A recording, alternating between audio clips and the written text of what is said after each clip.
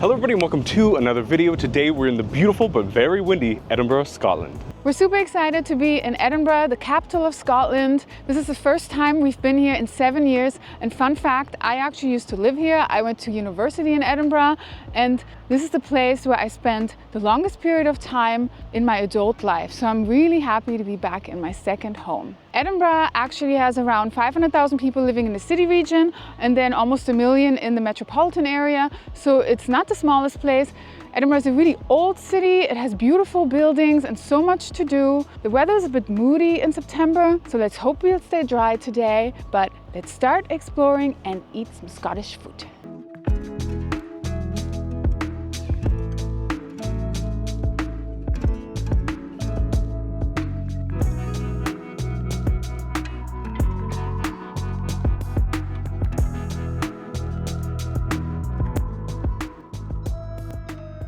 We decided to start our day off here in Edinburgh with some breakfast. And we came to a place called Cafe Edinburgh, which is right on the Royal Mile. And the prices do reflect that a little bit, but they had 2 dishes that we really wanted to try, so we just couldn't pass it up. What I'm going to try is called the Edinburgh Eggs, which is essentially an Eggs Benedict, but Scottish style. We start with this thick slab of sourdough toast. It's got a tatty scone on top of that. Then it's got a perfectly poached soft egg. And the most important thing, which makes it a Scottish breakfast, is this haggis.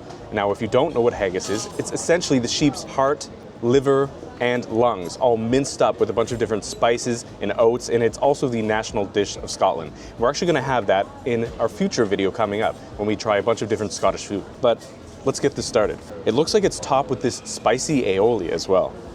I'm excited to cut into this egg because it looks so bouncy. Look at this. It looks so good. Oh, that is exactly what you want to see if you have any sort of Eggs Benedict. It's so runny. It looks so delicious. I feel like this is going to be really hard to cut through. 5 minutes later. After 10 years of cutting, I have finally assembled myself the perfect bite. I know to a lot of foreigners, the thought of haggis might be very off-putting because of the innards that it's made with, but you should not be scared to try haggis because it's absolutely delicious. And it goes so well with that nice runny egg. And of course, that crispy tatty scone. I do think that this would be a little bit better on a English muffin or something like that because this bread is really hard to cut through, but it is so crunchy and delicious. Yeah, this is really, really good. And it's a very nice twist on a traditional Eggs Benedict.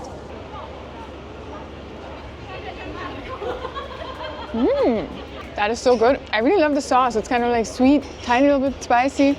The egg's perfect. The haggis is perfect, but not as grainy as other ones I've had. Pretty yummy. I really love the scone, but yeah, like Brandon said, it would be better if it was a little bit softer. Basically, you have to eat this all like separately a little bit because you just can't get like a proper bite after just like cutting through it, but it's still yummy. You need a steak knife to be able to cut through this bread. It's so thick. Yeah, maybe they toasted it a little bit too much, but still nice because sourdough bread is usually nicer than getting just some like normal toast. Yeah, this is a really, really good idea. Maybe not perfectly executed, but almost. And I love the scones. Another thing that we came here for is Scottish porridge, because apparently that's something you should try. Apparently people here have been eating porridge for over 1,000 years. And here you get a porridge topped with different berries, seeds, and maple syrup. This one is warm. I think you get it cold. I don't know. I've obviously had porridge before, so I wonder how this is different. It's Scottish. I guess they grow very good oats here. That's what I read. That is actually delicious. I feel like it's not as liquidy as maybe some oatmeal in America sometimes is. It's not super sweet, but kind of sweet from the maple syrup, and the berries are delicious. I really like the powdered sugar on top as well. Yeah, this is yummy. And it's a little bit cold, so it kind of like warms you up a bit inside. I would never go for this, but now I'm actually like, maybe I should. I read some sort of article online that said back in the day, English people used to look down on oats and they used to give it to their horses, but Scottish people, they used to eat it all the time and it helped fuel them for a hard working day. It made them strong like It made them strong, yeah, it made them strong as a horse. But yeah, I definitely grew up with porridge. This was something I would eat for breakfast fairly often, but definitely not a bougie one like this with all this fruit and powdered sugar and nuts. This looks really, really good. This seems to be a comfort dish for a lot of people here in Scotland, and I can see why. Apparently there's even a National Porridge Day. I think it's next month in October. So people love their porridge here. All right, I'm gonna try to get a berry, some nuts. I really like the seeds. Oh, it's steaming hot.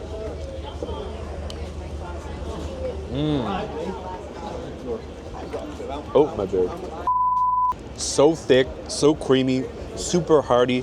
Definitely a good way to start the day. Another thing that I read was that people used to have an oat drawer back in the day, and they would just leave their oats in a drawer, even maybe their porridge, and then it would solidify and turn into oat bars, which is very interesting. It's also not something that I would pick on a menu, but I would for sure now because this is so good. Although it is breakfast time, when we saw this on the menu, we couldn't pass it up. Anja insisted on getting this. And this is a Scottish tablet milkshake. Now, if you don't know what tablet is, it's essentially almost a type of fudge, except it's more granulated. It's not as soft as normal fudge, but we've definitely never had it in milkshake form. We're actually gonna try tablet in our next video, our food tour, so make sure you stick around and check that out next week, or the week after. It's also topped with a lotus cookie.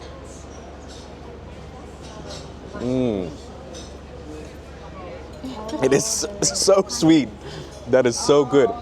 Totally tastes like you're drinking a fudge milkshake. It's so sugary. It tastes like brown sugar.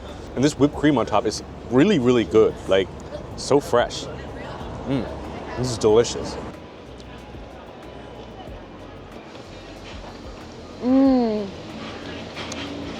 That is divine. This almost reminds me of walnut or maple walnut flavor, or like pecan. I read that some tablets have nut pieces in them. Apparently they're made with like sugar, butter, and condensed milk, yeah. All the healthy things. And sometimes vanilla and stuff like that. I'm excited to try the tablet because apparently it's a bit more grainy than fudge, and I like that type of fudge more, so maybe I just love tablet. I don't know, I'm curious to see that. But this is just too good. And I thought because it was white, that this is just gonna taste like milk or something. I was actually kind of like, why is it not like beige like the tablet? But this is so flavorful. And this cream is like the best cream I've ever had. Scottish cream.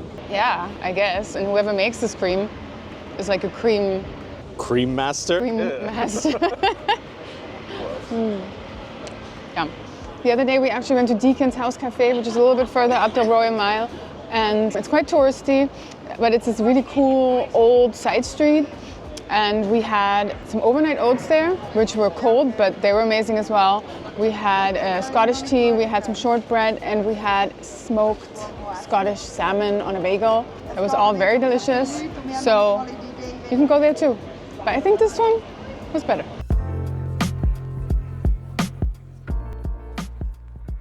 So now that we are fueled like horses by the porridge, we're gonna go up the Royal Mile and explore.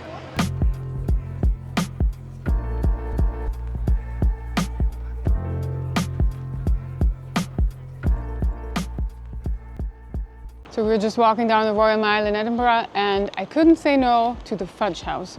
This was actually the first place I've ever had fudge at. And if you've seen our videos, whenever I'm in the UK, wherever I go, I always get fudge. And there you can actually always get free samples. So I went in there for a sample, but then I was convinced because it was only $2.50 for a bar. So let's try this one. This is peanut and chocolate, peanut butter and chocolate.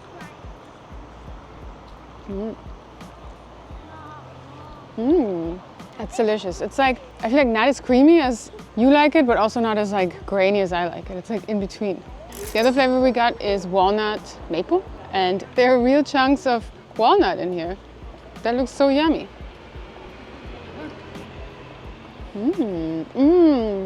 Totally my jam. This just tastes so walnutty. So good. If I was to choose a flavor, peanut butter and chocolate would probably be like #1 for me, so glad that they had this sample. You're right, this is a really good in-between for the type of fudge that I like and the type of fudge that you like, but I think it's more like my style, to be honest. Yeah. So now, as a Canadian, let me test this maple fudge. Is it Canadian approved? Canadian approved fudge.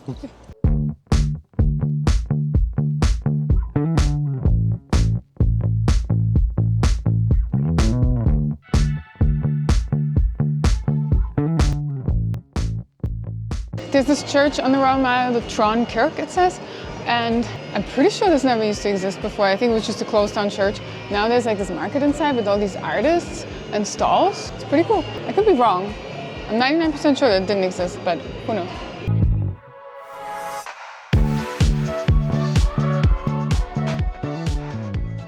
Royal Mile is basically a super long street that goes from the Parliament to the castle, and it's one of the busiest streets in Edinburgh, definitely the busiest one in Old Town. Those buildings here, they're super old, from the 1400s and older, and there's St. Giles Cathedral that is over 900 years old, so everything looks like out of a movie. There's also the Mayor King's Close here, which is this underground tour, which we've done before, which is super cool. And yeah, I think when we went on a ghost tour, they actually said that the area in front of the St. Giles Cathedral has like lots of people buried underneath, because I guess they used to do like a lot of witch trials here and burn witches and stuff. And yeah, there's a lot of dark history in Edinburgh because it's so old, but it's super cool. In front of the St. Giles Cathedral, you also have the Heart of Midlothian, which is this heart on the ground, and a lot of the time locals spit on it for good luck, but apparently there used to be the toll booth there. I guess it's a market hall or something where they did the executions of the witches, or the people that were accused of being a witch, and so people spit on it in the stain because they didn't like the executions, and now it's for good luck. So. But now there's a bunch of tourists here, there's a parade or something going on, and we don't really want to spit in front of other people like that. Because nobody else has spit. Like usually I feel like there used to be like a bunch of spit there. Yeah. Not anymore. Looks maybe pretty clean, spit free. People have become more sophisticated in Edinburgh since I've gone. I don't know.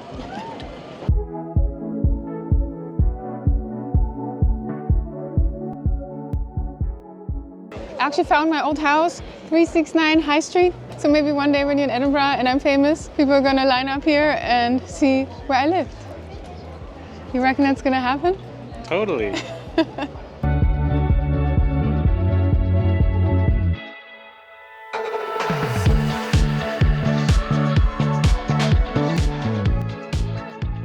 We're now in Princess Street Gardens, which is basically right in the center of Edinburgh.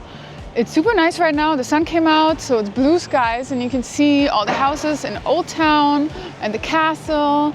And I think there used to be water in the bottom of Princess Street Gardens. Now it's just grass and greenery.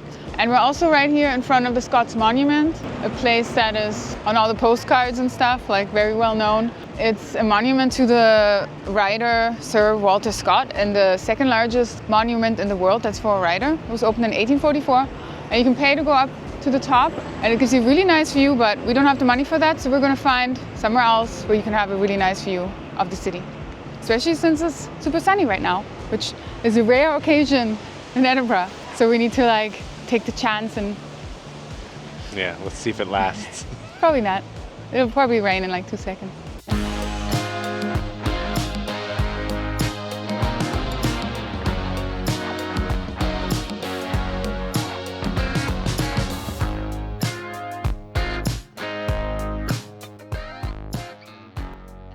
At the Scott Monument, it said that the top levels were closed because of high winds, and naturally we decided that we would come to a hill that's probably even higher than the Scott Monument. This is probably the windiest point in the city, maybe second most windy point. It's absolutely insane up here.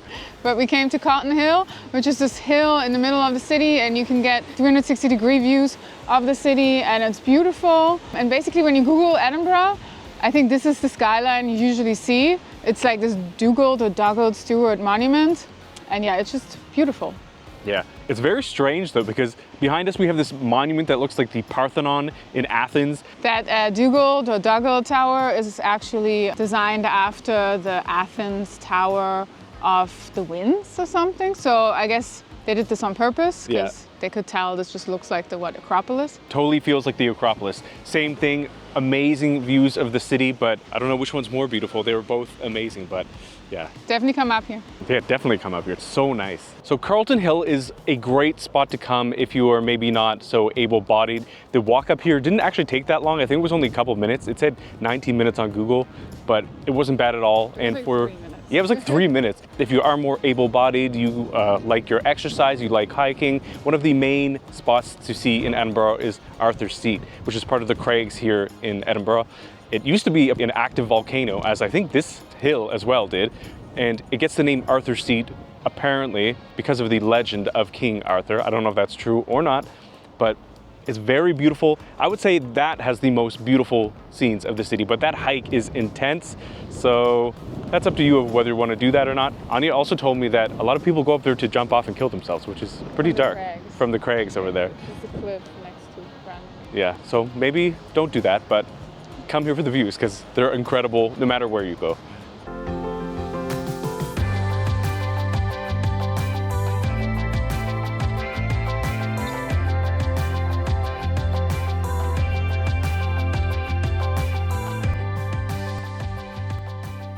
After walking around and exploring and getting disheveled by the wind, we decided to make a quick stop for some lunch at Oink, which is a Scottish hog roast place.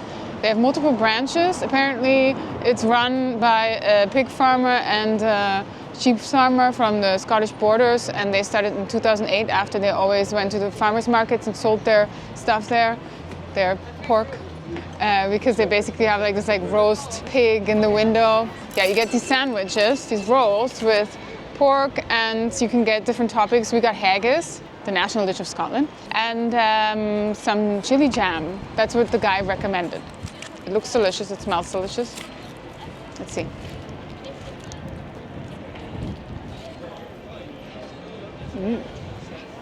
That's delicious. The haggis tastes so spicy and Christmassy. This kind of tastes like a Thanksgiving roll or like a Christmas sandwich. One of the options was stuffing. That would have been really good too. Yeah, that would totally taste like that. I really like that chili sauce. It's not really spicy. He said it wasn't too spicy, although I think it had 2 chilies. It's not like that. It's a little bit cold because we walked around, but yeah, this pork. Yeah, that works really well with that sauce. I like it. It's a little bit like a Chinese sweet and sour sauce, but it's yummy. I wish there was a little bit crackling. Oh, that would be good. Because I don't think there is any, but pretty good. And this was £7 or something? Yeah. From what I've read, this is actually kind of a student place because it's fairly cheap. As she said, this was like £7, and obviously there's a lot of meat in here, a lot of protein. So I'm excited for this.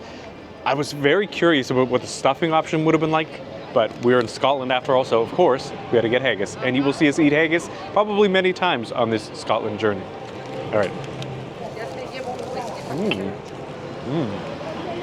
Yeah, that is really delicious. The pork isn't overly seasoned or sauced or anything like that. You definitely get the moisture from the sauce that they put on. They had a couple different options for sauces as well, but I think this is a good choice.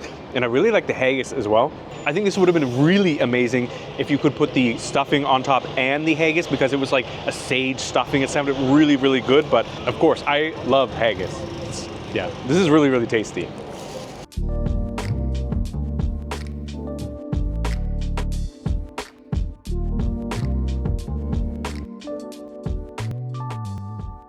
We're now at Greyfriar's Kirkyard, which is a cemetery in Old Town of Edinburgh. Apparently people have been buried here since the 1600s. There's a lot of spooky stories about this graveyard. It's really cool. The tombstones are so old. There's also a church on the grounds, and apparently some of these graveyards have some names that are in Harry Potter because J.K. Rowling went through here and got inspired when she wrote the books. I think Tom Riddle is here somewhere. I wonder if we can find him. And somebody with the name Potter. I don't know if it's Harry Potter or somebody else. So that's pretty cool. And it's free. So you should definitely come here. And there's so many awesome graveyards in Edinburgh that you should check out. So now we're sitting on a tree stump to charge Brandon's phone. But we're enjoying the quietness because it's actually quiet in here in a way. And there's not that many people because Edinburgh's full of people, and it's maybe too much sometimes, like too many tourists, including us. And the rest of the people here are dead. So yeah, it's nice to hang out with the dead, and quiet. Edinburgh has so many cool ghost attractions. They have different walking tours at night. They have a ghost bus. There is a witch museum. I think there's one of those places where you can make your own potions, like Harry Potter style. There's also a Harry Potter shop. It might seem a bit macabre to come to a graveyard like this, but it's actually very beautiful. And the old gravestones are so intricate and cool. A lot of them have like skeletons and demons engraved onto them. They look very gothic and creepy, and we're actually semi-close to Halloween now, so it's pretty cool to be here around this time. One of the attractions in this graveyard is actually a statue called Greyfriar's Bobby, which is a statue of this little dog. I think he's a Skye Terrier or something like that. And legend says that he waited by his master's graveyard for 14 years after he passed away. And this story has spawned books, it's spawned movies, and it's very sad. There's a cute little statue of the dog, both in the graveyard and outside of the graveyard.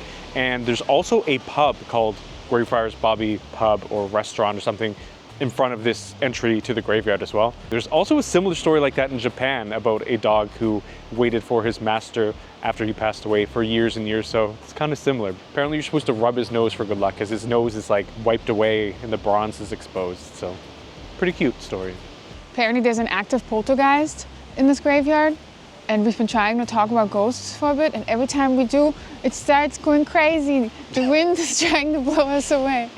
But yeah, apparently they used to like body snatch here, because people would, I guess, steal the bodies and sell them to, I think, Edinburgh Medical School, and they would get, what, 7 pounds and 10 shillings for a body?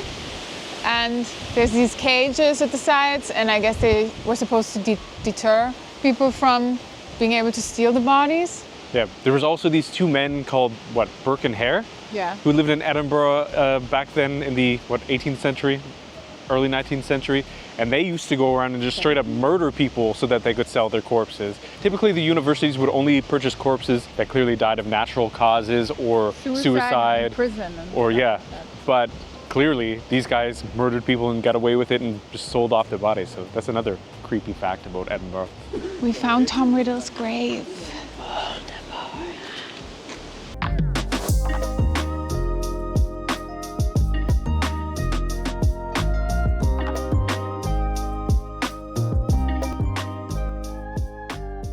We now came down from the castle to an area called the Grassmarket, which, as the name suggests, used to be a market in the 1400s. They used to sell cattle and horses here, and I think in the 1700s it used to be a focal point for the Irish immigrants that came to live here.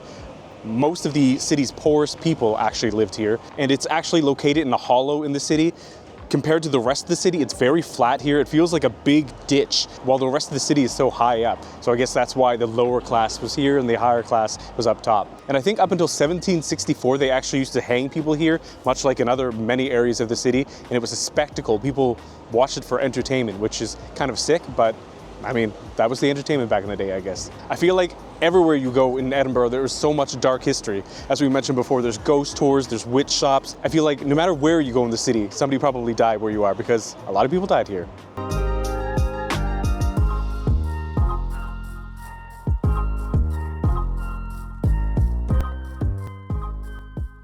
Even though we haven't had any whiskey in this video yet, we decided to get some ice cream flavored with whiskey because there's a little stand right in the Grassmarket in Edinburgh. I think they're called Over Langshaw Farmhouse, and they have all these different ice cream flavors, and one of their flavors is a single malt whiskey ice cream one. This one is with raspberry ripple, and she said that you can definitely taste the whiskey, but not too much. I'm excited for this because it's kind of weird, the thought of ice cream with whiskey. It does smell like alcohol, like it smells like whiskey. It's delicious, actually. Like that tastes like raspberry, but it has this like whiskey hint. So it's not weird because I kind of thought maybe it's like not that nice if it's just like whiskey flavor, but it kind of tastes like refreshing. It even said that it contains alcohol on the sign. So who knows, maybe we're gonna be drunk? Yeah, right. It was yummy though. Whiskey is actually my alcohol of choice. I don't know if it would be my ice cream of choice, but I guess we'll see. That's delicious. Anja said that she didn't taste the whiskey too much, but I 100% taste the whiskey. First you taste the tartness and the sweetness of the raspberry, and then on the back end, you really taste the whiskey. This just makes me want to go to a bar right now, a whiskey bar, and get myself a drink. Maybe we will. Yeah, we will.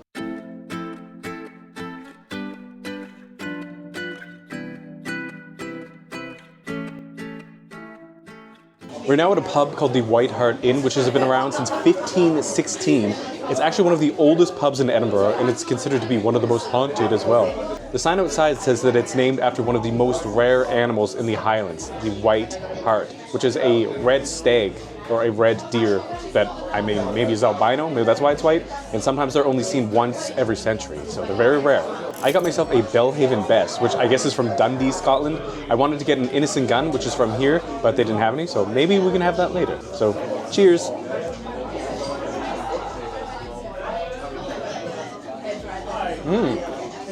It's so light and it's so creamy. This is really, really good. Delicious. I wanted to come in here because I wanted to get this. It's a Fisty Cross cider a Scottish cider. When I used to live in Edinburgh, I used to drink this all the time. I actually discovered this with my friend before it became popular, I think. Back then it was 7.2%, and you could get it in still, slightly sparkling, and sparkling. And there was only like specialized shops that would sell this. Now I think you can get this at Tesco, and they have all these different types. This one is the traditional one, and it has 4.4%. The original, I think, has 6.2%, so it's stronger, but they only had this one here. And I think they kind of make it a little bit outside of Edinburgh. It says on the bottle that in 2008, this guy decided to become Scotland's first cider maker. So I don't know, is this Scotland's first cider? So let's try this. Let's see if it's still as good as it used to be. And I guess in Scottish Gaelic, you say Slanchava. So, Slanchava.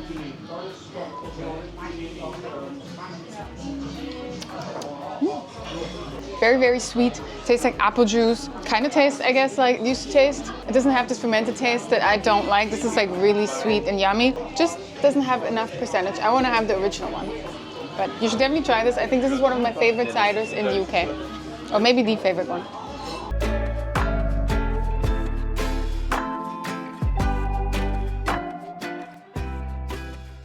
One thing you definitely need to do after a late night of drinking here in Scotland is go to a chippy. They have all sorts of different fried foods here. You can get deep fried haggis, you can get chips and cheese, chips and curry sauce, you can get burgers, deep fried burgers, pretty much deep fried anything. And what we have here is a deep fried pizza called a Pizza Crunch, and went to a place called Castle Rock Takeaway for our deep fried goodies. This is absolutely ridiculous. This is almost the size of my head. You can actually get a full deep fried pizza as well. You can also get a bunch of different sauces with it. I chose a garlic sauce. This thing is like molten hot. Like it is burning my fingers. It's greasy, but it looks delicious. And after a few drinks, perfect thing to eat.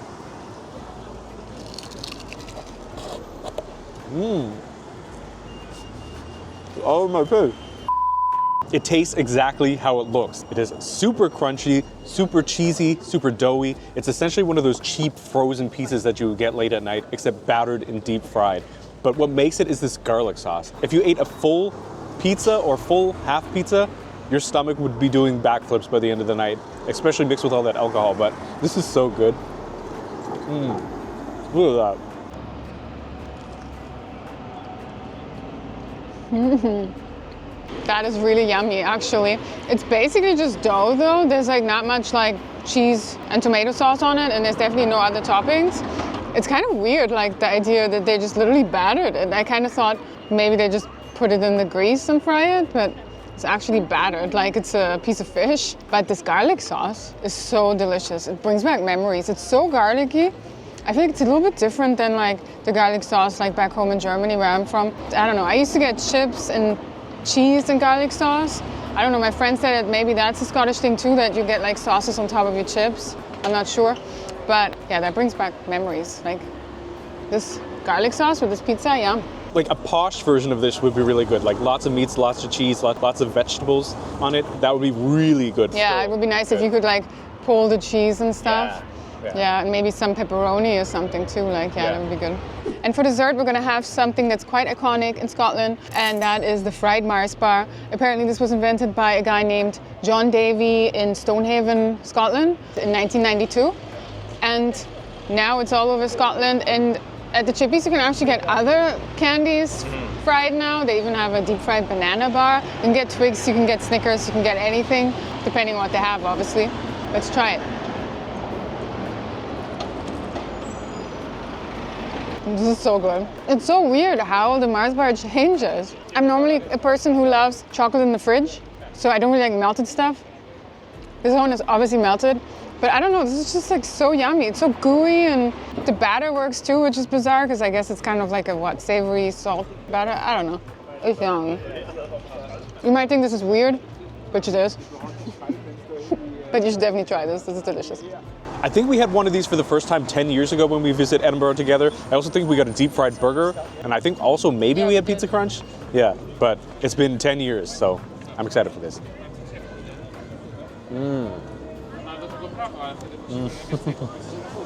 Oh yeah.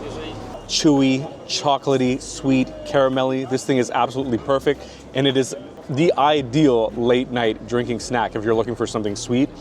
This seems like something that you would find in North America because obviously I'm from Canada, but in North America you pretty much deep fry anything. They even deep fry butter in some places in the States. But this thing is incredible. I think that maybe a Snickers would be even better, but Mars bar is probably top 2, top 3 favorite chocolate bars for me. So I love this, even though it is very freaking greasy. I'm wondering, if you're from Scotland, what do you get from the chippy, especially when you're drunk at the end of the night? Do you get a sausage? Do you get a fried pizza? Do you get a fish and chips? Do you get a fried burger? What do you choose? Let me know in the comments. What's the best?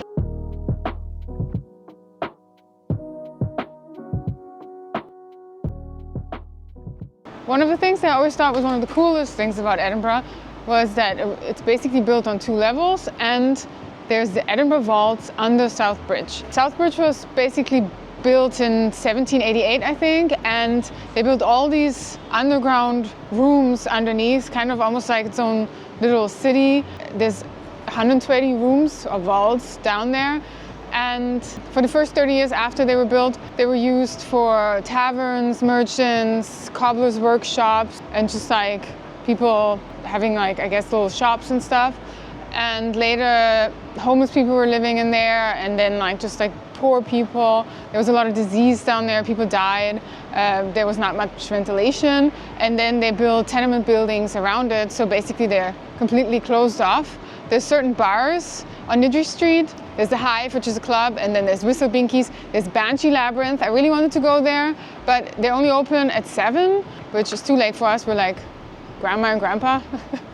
There's Bannerman's, which you might check out. And then there's also the Cave, and then during the festival, they sometimes use the vaults for like theater purposes and stuff like that. And you can go down there with a ghost tour, which we've done twice. And you can see the different rooms there. Apparently they're haunted, and some witches do like white magic down there and stuff. It's really, really cool. You should definitely do it. Apparently Banshee Labyrinth is the most haunted pub in Scotland as well. That's what it says. This pub is very, very cool. It has like all these different vaults together. That's why it's called a labyrinth. There's a cinema. There's like, yeah, just different rooms. You should definitely go there if you come here. It's a rock pub, but it's a way to see the vaults for free if you don't want to do a ghost tour. And yeah, just super cool.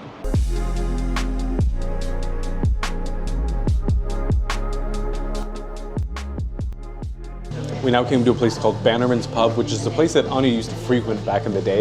It's also a place for live music, and we came here to look at one of the vaults. The bartender was nice enough to open the door for us and let us go in, even though it's technically closed right now. We actually went to a Real Mackenzie's concert here several years ago, which is pretty cool.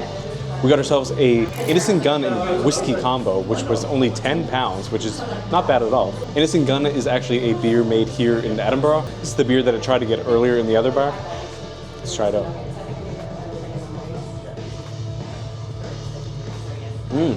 Delicious. This is a red ale, actually. This is their original. I don't know if they have other ones. Apparently they do. And what is it? Slanshava? Slanshava. Slanshava. Let's try this.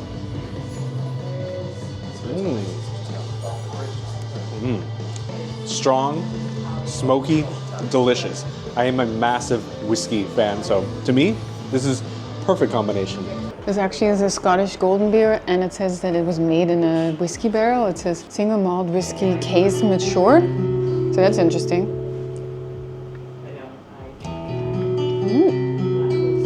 It tastes kind of golden.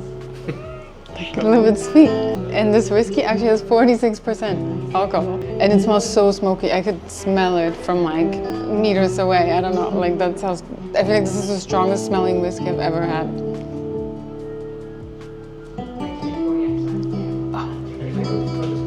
Also one of the strongest tasting ones. I don't really like smoky ones that much, but it's fine. It's gonna do the trick. We're now in front of St. Andrew's House, and we're about to go on the bus to Glasgow. So this is the end of our time in Edinburgh. I know that we only scratched the surface, and there's so many other things that are amazing, but I kind of wanted to show or re-experience my Edinburgh that I experienced when I lived here as a student, because as a student I just went to eat and drink and walk around, so that's what we did today. But yeah, I'm gonna miss it. But if you did like this video, please give it a like, write us a comment, and by far the most important thing is to hit that subscribe button, because we still have 2 more Scotland videos coming up. But that is it for now. We'll see you all in the next one. Bye!